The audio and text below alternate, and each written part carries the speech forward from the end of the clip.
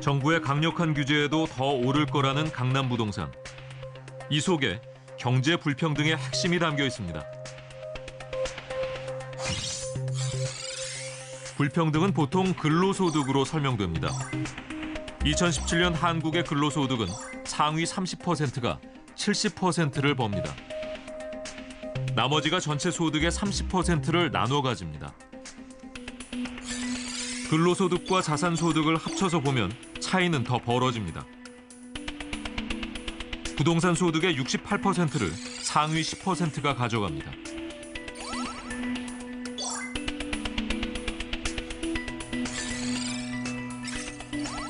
이자 소득과 배당 소득도 상위 10%가 대부분 가져갑니다.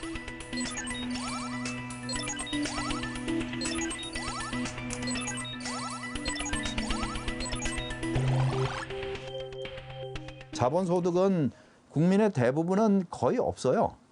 자기가 자산을 가지고 있지 않으면 자산을 가지고 뭐 증권이라든지 주식이라든지 아니면 부동산 임대소득이라든지 이런 것이 없으면 자본소득이 없는 거죠.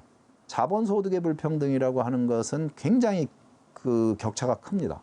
그래서 그 부분을 잡는 것이 굉장히 사람들의 국민들의 공정성에 대한 인식이라든지 불평등 완화에 대한 국민 정서라든지 이런 데에 미치는 영향은 대단히 크다고 할 수가 있죠.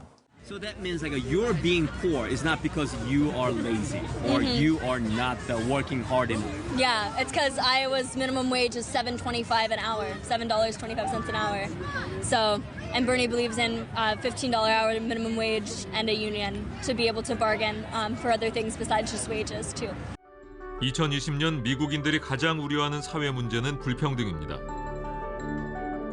2018년 가장 부유한 10%는 전체 부의 70% 가까이 소유하고 있습니다. 가장 부유한 1%의 부는 10년 사이 23%에서 32%로 10% 가까이 증가했습니다.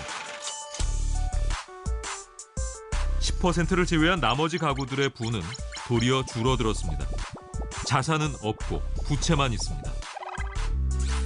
1%와 9%가 대부분을 독식하는 사회. 하위 50%, 절반의 인구가 갖고 있는 부는 너무 작아서 알아보기조차 어렵습니다.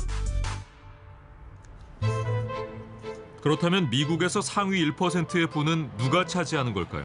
Last year, in 2018, there were 50 corporations, major corporations in the United States, where the chief executive took home over 1,000 times the compensation of that company's typical worker. A typical worker in one of those companies would have to work a millennium, 1,000 years, over a millennium, to make as much as their CEO, their chief executive, made in just 1 year.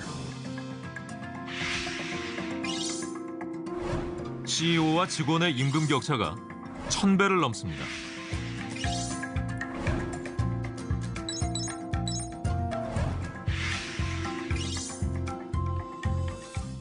프랑스의 지방도시 리옹. 최근 이곳에서 프랑스 사회를 뒤흔든 사건이 벌어졌습니다. 리옹 대학을 다니던 한 학생이 분신 자살을 시도한 겁니다.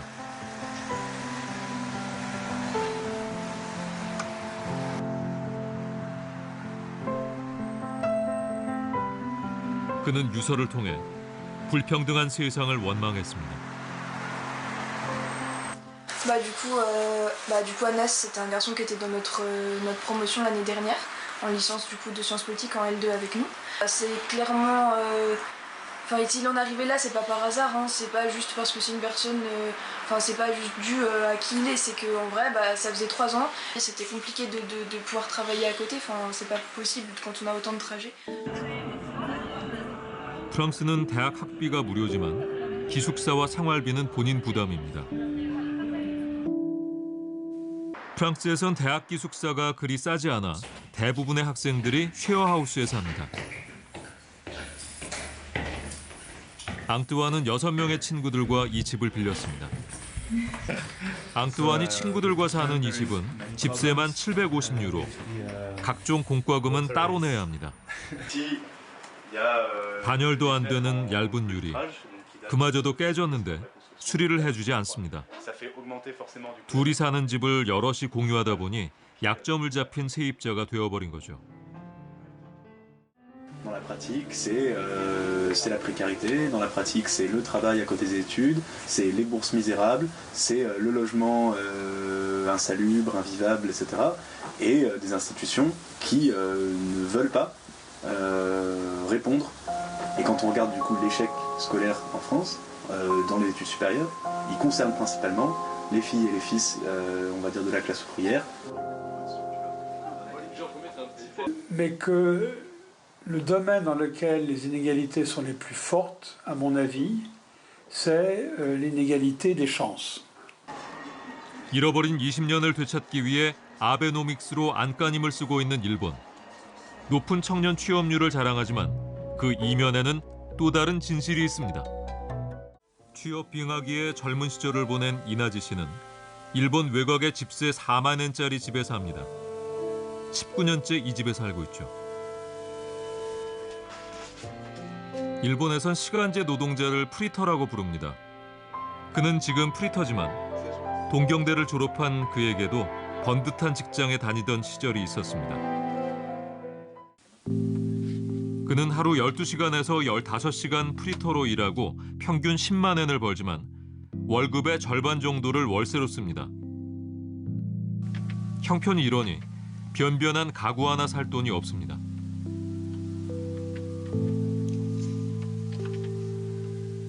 やっぱりその時多分時給700円か800円700円あるね800円くらいかなちょっと分かんない覚えてないけどここ56年前もっと前かな10年ぐらいはやってんのかなそんなにやってないかなまあ変わってないと思いますけどねそんなに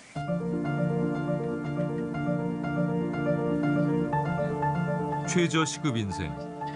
얼마나 버틸 수 있을지 장담할 수 없습니다. 일자리를 잡지 못한 채 늙어버린 수많은 프리터들.